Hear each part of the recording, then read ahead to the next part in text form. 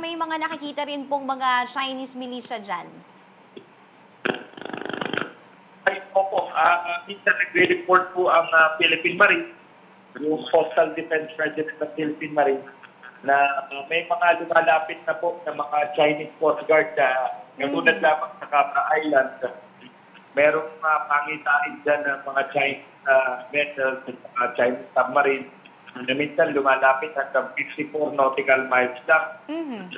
Tapos, kaya din po pinapaigting ng Coastal Defense Regiment ng Philippine Marines yung kanilang paglalagay ng mga tao dito at paglalagay ng pasilidad sapagkat gusto po nilang maproteksyonan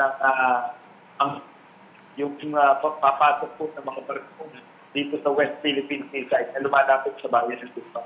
Kaya nga tinuturing kami na first line of defense ng Luzon at saka ng Metro Manila sapagkat kami ang dadaanan lahat papasok ng barko galing sa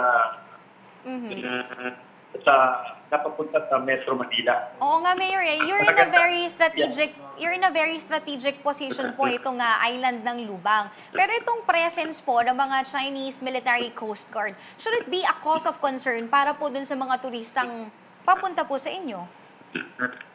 Ang tingin ko, hindi naman po dapat nakakita na threat yan sa atin sapagkat hindi naman tayo nakikipag-away sa kanila, hindi naman sila lumalapit dito sa bayan ng Lubang. Although nasa teritoryo na sila ng Pilipinas, hindi naman sila, wala naman silang ginagawang aktibidades dito sa bayan ng Lubang. So hindi po na-experience dyan sa Lubang ng mga nagpapatrol, yung mga pag-water cannon na ibang ginagawa nila sa West Philippine Sea? Wala naman pong mga ganong untoward incidences?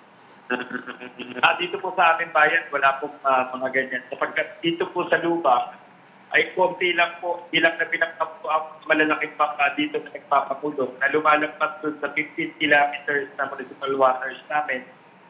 At yun naman mga barko ay hindi naman po malapit doon sa loob ng municipal waters ng Lubang.